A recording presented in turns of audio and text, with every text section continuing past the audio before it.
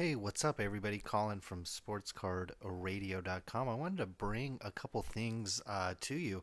I just have been noticing there's been a couple NBA players that have kind of done a little bit better. One certainly has taken the NBA a little bit more storm than the other, but I wanted to show you their card prices just to show you the kind of values that can fluctuate and go up actually during the course of the year. Here's Hassan Whiteside. A lot of you might remember he was a 2010 second round pick by the Sacramento Kings and kind of bounced around the NBA, bounced around some other places. Well, he's been picked up by Miami, and he really didn't do much, starting in December. And so I went and looked at his cards. Here's this service is called Terapeak. Some of you may or may not know of it. It does cost, I think, $30 a month, but I find it useful because you can go back and look for, like, if you wanted to go back and look for like a year's worth of prices here, you can search for whatever you want. It doesn't have to be baseball cards. Anything on eBay, and I think they even have Amazon as well. But anyways, there's a lot more things you can do here. You can search top sellers and all kinds of stuff. So, not really an endorsement for the product, but just letting you know where I'm getting my data here. Hassan Whiteside. He has a lot of rookie autographs. Surprisingly, for a second round pick, he was actually pretty well covered in Panini's 2010-11 basketball. And here we go, Contenders, 399. This is back just a month ago. This is 1219. And some of them, as you see, didn't even sell. I mean, we got some for $2, 250, 229. Obviously, we don't know what shipping is, but not very much. And so he was already, as you can see, he was already on the Heat at this time, but he wasn't doing anything. He really didn't start doing anything until it's like he ate his Wheaties starting kind of, or he set a New Year's resolution because since January, obviously his minutes have trended up a little bit and the Heat have had injury problems and things like that, but his numbers aren't crazy. This is not, we could bring up like Jeremy Lin's game log during his little month of playing unbelievable. This is not that impressive, but if you the rebound totals are impressive. He had 24 rebounds last game, 16, 13. So he's getting a lot of rebounds, doing some double doubles. He had the one game where he had a triple double with 12 blocks. So it's actually a lot of fantasy. A lot of people, like, I wouldn't know about him that much unless I really played fantasy. And so I'm watching the Heat, and I'm trying to pick up play. I had a fantasy team with four different guys that got hurt: Kemba, Kobe, Brandon Jennings, and LaMarcus Aldridge. So I needed players, and Hassan Whiteside kind of fit the bill. But maybe if I was smarter, I would have went and looked at his cards, because look at what this Contenders is selling now. Now I'm looking in the month of January. And so, boom, $45 top sale. That was on the 26th. $39 one bid. Here's one, $36, 32 bids. 35. So it's right in that $35, $40 range. You can see you didn't have to necessarily, like, he really had a good game, right? Kind of right in the beginning of January. And so you could have gotten in here. There were still cards. This is in January. Still cards not selling for all that much. And so that's quite, trust me, I've been trading stocks all month. And to go from $3 to $40, that's a heck of a move. Trust me. Now the shining example. Here again, same date range. We're looking at, basically before he was on the Heat to his first couple games with the Heat. National Treasures, 22. One sold for 22. One sold for $6. And a lot of them didn't, or this one didn't sell for 50. This one's probably the same one. Didn't sell for 50. Not a big sample size here, but you can see you could have gotten in for, this one had a group picture and it was only $6. So what do you think his National Treasure is going for now? Kaboom! $400 is the top one. That's out of 25. But out of 99, there's a buy it now for 360. That might be a little high, but a lot of ones in kind of the 300, 250, 270. These are all ones out of 99. And obviously these are in just kind of the last couple weeks here, last couple days even. But you didn't have to necessarily be super early. Look, here's one for 30. This is in January. Here's one for 40, 40. Obviously, his Contenders is selling for 40. So a patch auto out of 99 is going to be, even better. And this is National Treasures, obviously.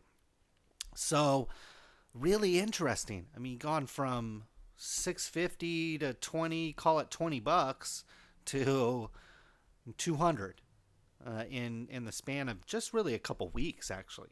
So it's because we've seen in January you could have bought these cards for $40, and now they're closer to 300. So, and he hasn't really had. I mean, he's been good. Trust me. I've had him on my fantasy team. He's been my savior, but he's not really getting that many minutes. I think that's what people a lot of. If you average these minutes out to 48, and if he doesn't foul out, obviously he gets a lot of fouls. But if he doesn't foul out, these are all-star type numbers. So, not saying that he's going to be an all-star, not saying it's a good idea to jump out and go buy his cards, but just wanted to show you the kind, people are always buying into group breaks or buying boxes or buying cases, and here's a way you could have, turned your money around really quick and actually made money in the hobby instead of risked it or lose it. And you got to figure with some of these cards, like back here with this Contenders for $3.99, how much downside does this have? If you buy this for $3.99, yeah, you might only be able to sell it for $2.99 or maybe $1. But that you're only losing $2 to gain, what is this, 30. So you're risking basically $2 to, if the guy actually does something, you're going to make 30. So sometimes it actually makes sense. Here you're risking, say, $20. I mean, that card's always going to be worth something. Even if he never does anything or didn't come back to the NBA, the card still is maybe a $5 to $10 card. Probably, yeah, right here. It's one sold for $6.50. 5 to 10. You're risking $5 to $10. Not even that, really, to make $250 or $200. So if you're smart in this hobby, there's ways to actually profit and actually, increase your odds of profiting. Now, here's kind of a little bit less example. Covington actually has had some really good games. He had some 20-point games, and he's actually been mildly, he's had some duds in here, as the Sixers aren't that great of a team, but he's had a pretty nice stretch since December. Kind of came in November into the lineup. I think he got recalled from the D-League or something like that. And he's been pretty good. The only thing with Covington, it's kind of interesting. He really only had this kind of one autograph from Panini Innovation from 13-14. So much more limited scope of rookies. But here they are, $5, $5, and this is back in October and November, kind of before he kind of made his foray into the NBA. So let's take a look what has gone on since then, from December to today. Well, only 2 have sold. These are numbered at $2.99. I don't know if people even realize. I think if more people realized a card, a $5 card 2 months ago is now a solid, probably I'd call it $20 to $25 card. There'd probably be a lot more sellers out there. So this price actually might be, closer to 18 or 15, but strong, 11 bids, 6 bids. So just wanted to show you that, there's ways to profit from this hobby. Again, I would consider these kind of low risk investments. You could have bought this card for $4 and then turned around the next month and sold it for at least 30, 35. And this card you could have bought, all day long, probably for about $5. And I see one here for 10. So in between that range. And now you could resell it, obviously not as big a bump, but Hassan Whiteside's on Miami. I think one or more of these games was on national TV. The Heat are, one of the more popular teams because they've been in the finals so much. And they're a team in search of kind of a new identity. And Whiteside is kind of presenting that for them. Whereas, Robert Covington is just kind of the scrappy guy. If he was on, the Warriors or on Houston or something, well, if he's still on Houston, his fate might be a little bit different, and so that some of his pricing, is factored in here. But I do like Covington. I think after the season, Covington's obviously motivated. I'm sure he's trying to play for a contract or play for a job next year.